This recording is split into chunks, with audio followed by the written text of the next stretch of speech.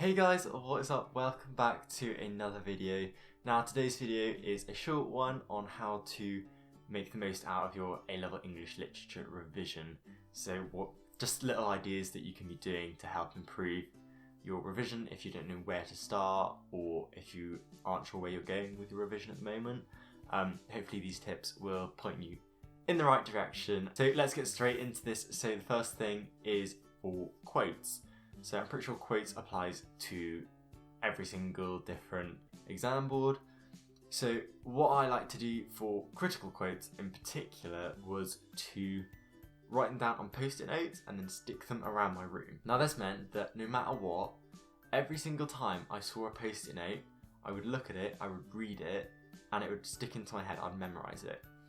And this way, when I was in the exam, I could just think back to where in my room it was, and it'd be stuck in my head, and I would know, okay, so above my bed there is a quote and it's about Desdemona for Othello, something like that. So this can also be applied to things that aren't critical quotes necessarily, so also normal quotes.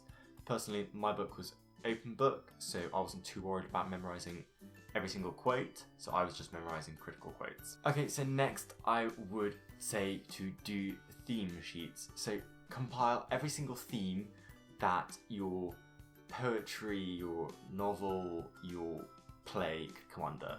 So for example, I studied Othello and I compiled a sheet of 35 different themes that I could possibly think of that a question could possibly come up on. This also included themes that they've had in previous years, themes that are on specimen papers, and I just compiled them into a little sheet so I have at a glance a sheet of every single theme that had possibly come up, and then from that I would create essay plans off them.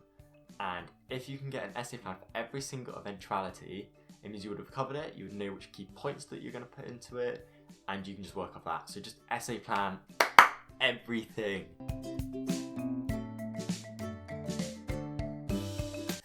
Because essay plans will get you through, and this theme sheet will help guide you in which essays you need to do. So leading on from a theme sheet, I would definitely recommend having a context sheet. So in most exam boards, they require you to have context in your essays. So just get maybe an A4 sheet or just like one page on a Microsoft Word document and just go through every single possible context that could link into it, and make it general, but also have some specific points in there that are kind of quite niche to certain things, but a really good context that if you can get it in there would do really well in the exam and really boost your grade up.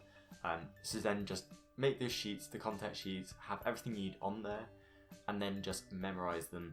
Maybe not exactly, but so that you know every single point and you can just put it into pretty much every single essay you write about it, and no matter what, it's going to run fluidly and just look really good. Another sheet that I recommend you do is, you'll get the theme, there's a lot of sheets in this, just like little revision things, because if you just have all your revision on just a few sheets of paper, it just condenses it all down and just makes your revision so much easier when it comes to exams, because you've just got a few things left to revise. So also from this, then you can also make character profiles, more so for prose or like novels. So character diagrams of, not diagrams, profiles. So just like list some key quotes that they say, like what their like values and morals are, if there's any symbols or motifs relating to them, key context surrounding that person. For example, if they're like a female character, can you link any like femininity context to them, regarding like oppression or something like that, because that could be really good to put into your essay. Yeah, so character profiles are really good to just get in your characters and make sure you're talking about every single person in a play or a novel. So another way to increase your understanding and written communication as a whole, I would recommend reading other people's essays, because not only does it give you a new perspective, but it also gives you another idea of how you can write your essay, how you can incorporate, for example, critical quotes or context into your essay that you hadn't thought of before. And this could be a really good idea just to get your head around it and develop your ideas further and potentially give you a better answer as a whole. But then again, do not copy every single thing that they've written, and also originality is another way to get a really good answer. So always try and think of your own ideas. Maybe you want to spend 20 minutes, half an hour just thinking of your own little ideas that you can incorporate. Maybe do like really good wider reading around like your specific text, because that could really increase the level of answer that you can give. Maybe try email the person that's written your text. I know it can be difficult for some texts, and especially if it's quite a popular one, it's going to be difficult to get a response back. But maybe just try and ask someone, be like, oh, what were you meaning by this? And then maybe like this, like a tiny little passage. And it'd be really cool if they can get back to you, and that could be also another thing that you can put in to an essay that you want to write about it and really improve a revision, because then you've got an original piece of analysis that you can stick into it, and especially because it's going to be true and you can know the meaning and thinking behind it. So that could be a really cool idea that you can put into it.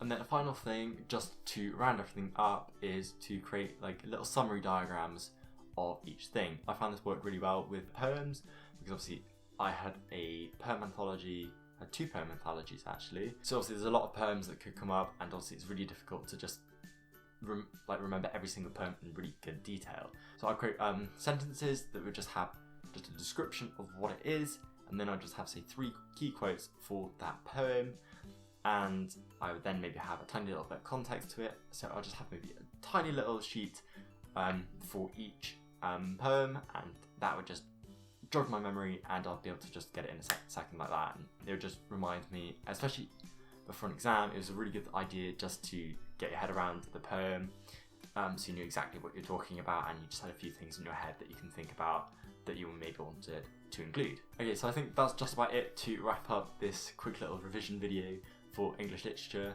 I hope this video has helped you somewhat in doing a revision. If it has, then please leave a like, subscribe if you are new for more revision related content, as well as more lifestyle and travel / history / everything that you can think of under the sun. So yeah, thank you very much for watching, and I will see you in the next video. Goodbye.